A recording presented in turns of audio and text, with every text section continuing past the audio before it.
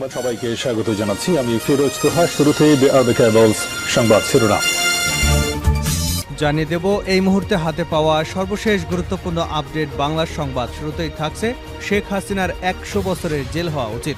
BNP চেয়ারপারসনের উপদেষ্টা জয়নুল আবেদিন ফারুক বলেছেন, বিএনপির ভারপ্রাপ্ত চেয়ারম্যান তারেক রহমান যদি ২১শে আগস্ট গ্রেনেড হামলার মামলায় বিনা কারণে আসামি হতে পারে, খালেদা জিয়া যদি ২ কোটি টাকার মামলায় ৫ বছরের জেল খাটতে পারেন, তাহলে ১১৮টা মামলার জন্য শেখ হাসিনার ১০০ বছরের জেল হওয়া উচিত। তিনি বলেন, গত ১৬ বছরে শেখ হাসিনা বাংলাদেশকে ভারতের অঙ্গরাজ্য বানানোর প্রচেষ্টা করেছে।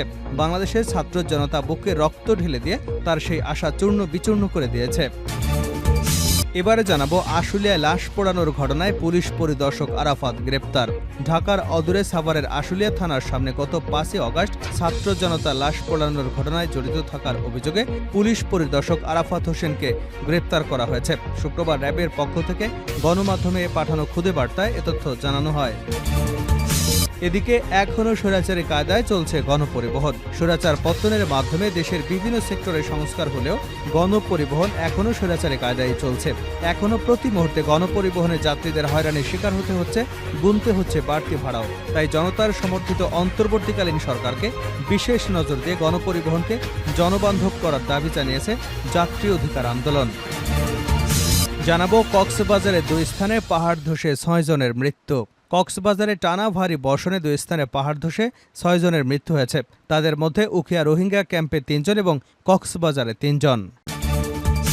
জানিয়ে দেব পদ্মা সেতুর ২ প্রান্তে ২ মুরালেই ব্যয় ১১৭ কোটি টাকা। পদ্মা সেতুর ২ প্রান্তে ২টি মুরাল এবং মুরালের জন্য কিছু স্থাপনা নির্মাণেই ১১৭ কোটি টাকা ব্যয় করেছে বিগত আওয়ামী সরকার। মুরাল নির্মাতা ও স্থপতিরা বলছেন, এত টাকা ব্যয় একেবারেই অস্বাভাবিক। পদ্মা সেতুর ২ প্রান্তে বঙ্গবন্ধু শেখ মুজিবুর রহমান এবং সাবেক প্রধানমন্ত্রী শেখ হাসিনার এই মুরাল নির্মাণের জন্য কোনো দরপত্র ডাকা হয়নি। অন্যতম ঠিকাদার ছিল রূপপুর পারমাণবিক বিদ্যুৎ কেন্দ্র প্রকল্পের বালিশকাণ্ডে বিতর্কিত মজিদ সন্স কনস্ট্রাকশন লিমিটেড। এবং সর্বশেষ জানাবো আন্তর্জাতিক সংবাদ।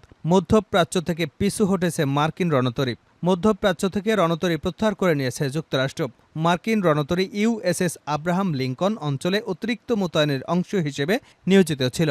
লোহিত সাগরে এই রণতরীর মিশন শেষ করা হয়েছে বলে জানিয়েছে যুক্তরাষ্ট্র। শুক্রবার কাতার ভিত্তিক সংবাদ মাধ্যম আল জাজিরা এক প্রতিবেদনে এ তথ্য জানিয়েছে। এতক্ষণ শিরোনাম শুনছিলেন, এবার বিস্তারিত। প্রিয় দর্শক, আপনি যদি এই চ্যানেলে নতুন হয়ে থাকেন, ভিডিওটি দেখতে দেখতে চ্যানেলটি সাবস্ক্রাইব করে আমাদের সঙ্গে থাকুন। আর এই ভিডিও সম্পর্কে আপনি আপনার মূল্যবান মতামতটি কমেন্ট বক্সে জানিয়ে দিন। আর হ্যাঁ প্রিয় দর্শক, জানিয়ে দিন ভিডিওটি কোথা থেকে দেখছেন। শেখ হাসিনার ১০০ বছর জেল হওয়া উচিত ফারুক। বিএনপি চেয়ারপারসনের উপদেষ্টা জয়নুল আবেদিন ফারুক বলেছেন, বিএনপির ভারপ্রাপ্ত চেয়ারম্যান তারেক রহমান যদি ২১শে আগস্ট মামলায় বিনা কারণে আসামি হতে পারে, খালেদা জিয়া যদি ২ কোটি টাকার মামলায় ৫ বছরের জেল হতে পারে, ১১৮টা হত্যা মামলার জন্য শেখ হাসিনার ১০০ বছর জেল হওয়া উচিত। তিনি বলেন, গত ১৬ বছরে শেখ হাসিনা বাংলাদেশকে ভারতের অঙ্গরাজ্য বানানোর জন্য চেষ্টা করেছে। শুক্রবার জাতীয় প্রেস ক্লাবের সামনে জিয়াউর রহমান সমাজ কল্যাণ ফোরামের উদ্যোগে সাবেক প্রধানমন্ত্রী বেগম খালেদা জিয়া ও আগামী রাষ্ট্রনায়ক তারেক রহমানের বিরুদ্ধে স্বৈরাচার হাসিনার আমলে দায়ের হওয়া সকল ষড়যন্ত্রমূলক মামলা অবিলম্বে নিঃশর্ত প্রত্যাহারের দাবিতে আয়োজিত এক অবস্থান কর্মসূচিতে তিনি এসব কথা বলেন। শেখ হাসিনাকে উদ্দেশ্য করে জয়নুল আবেদিন ফারুক বলেন, ইউটিউব থেকে শুনেছি তিনি বাংলাদেশের বর্ডারের কাছে আছেন। এমন কথা বলতে লজ্জা লাগে না? হুসেন মোহাম্মদ এরশাদ তো চোর ছিল, বাটপার ছিল, ক্ষমতা দখল করেছিল জোর করে, তবুও কিন্তু দেশ থেকে পালিয়ে যায়নি। পিতা এবং পরিবারকে নিয়ে এত অহংকার আপনার? স্বাধীনতা নিয়ে এসেছেন নাকি আপনারা? তাহলে পালালেন কেন?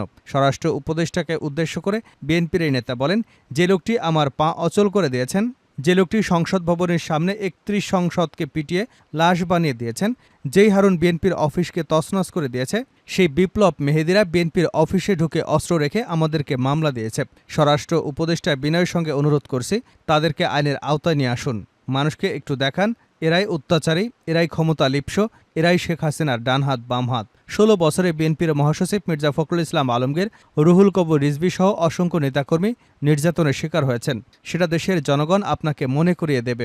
১৬ বছরে ৯ বছর আমি জেল খেটেছি। কোনোদিন বাইরের খাবার আমরা খেতে পারিনি।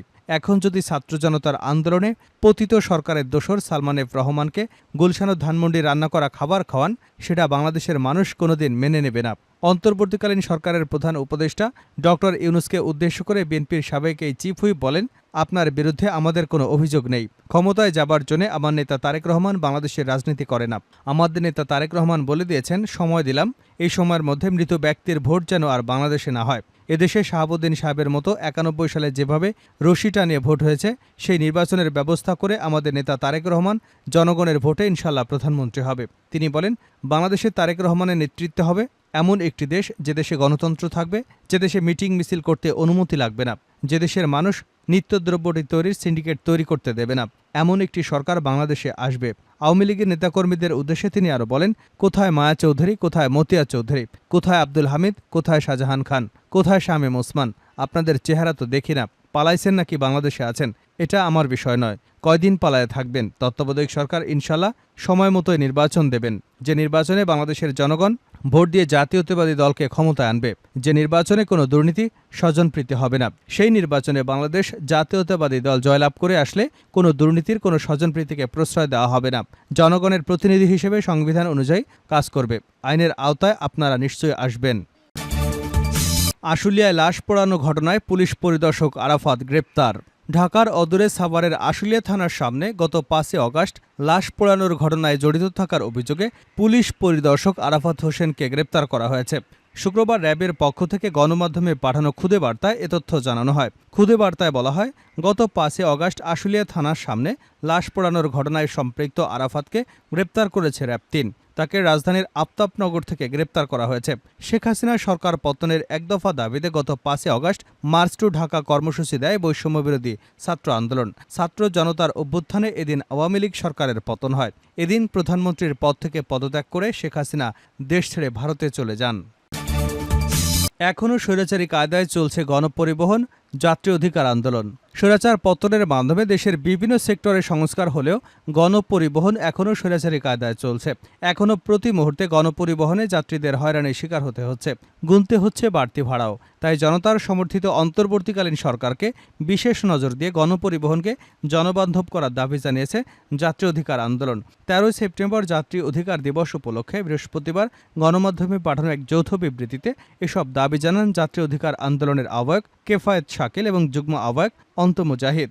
বিবৃতিতে বলা হয়, বিগত স্বৈরাচার সরকারের সময় গণপরিবহনে মালিক, শ্রমিক এবং যাত্রী সবাই লুটেরা ও চাঁদাবাজদের কাছে জিম্মি ছিল। সড়কে চাঁদাবাজির কারণে যাত্রীদের কাছ থেকে অতিরিক্ত ভাড়া আদায় করেও গাড়ির মালিক এবং শ্রমিকরা তাদের যোগ্য পাওনা পেতেন না, যা সবচেয়ে বেশি ভোগান্তিতে ফেলত যাত্রীদের। একই সঙ্গে পরিবহন মালিক শ্রমিক কেন্দ্রিক সংগঠনগুলো ছিল মাফিয়াতন্ত্রের অধীনে, যারা জনগণের অধিকার বলে কোনো কিছুকে তোয়াক্কা করত না। এ কারণে জনবান্ধব গণপরিবহন ব্যবস্থা গড়ে তোলা সম্ভব হয়নি। এসব নিয়ে কথা বলতে গেলে অধিকার কর্মীদের টুটি চেপে ধরা হতো। তারা বলেন, স্বৈরাচার ব্যবস্থার পতনের পর দেশে যাত্রী ব্যবস্থা ন্যায্য ভাড়ার স্বস্তিদায়ক গণমাধ্যম পাবে বলে আশাবাদ হয়েছিল। কিন্তু অন্তর্বর্তীকালীন সরকারের 1 মাস পেরিয়ে গেলেও জনবান্ধব গণপরিবহন ব্যবস্থা গড়ে ওঠেনি। পরিবহন চলছে সেই পুরনো স্বৈরাচারী কায়দায়।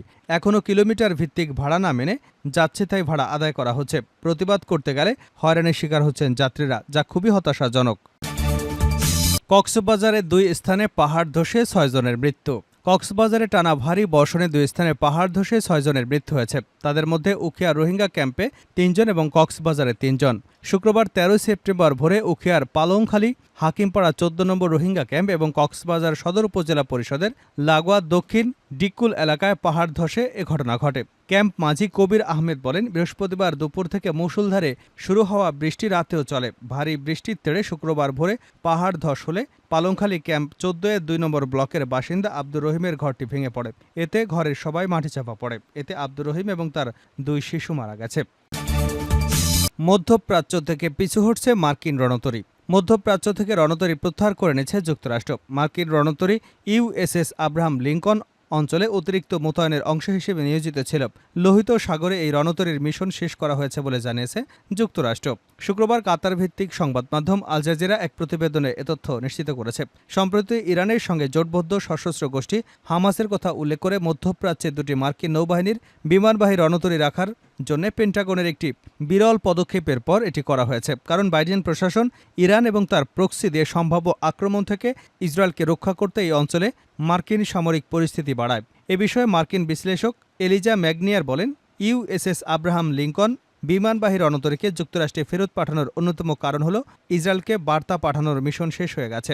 এর আগে গাজা থেকে পরিচালিত হামাস এবং ইসলামী জিহাদের অভিযানের কারণে মার্কিন যুক্তরাষ্ট্রের বিখ্যাত বিমানবাহী রণতরী আইজেনহাওয়ার লোহিত সাগরে আসে, কিন্তু পরবর্তীতে সেটিও এ অঞ্চল ছেড়ে চলে যেতে বাধ্য হয়।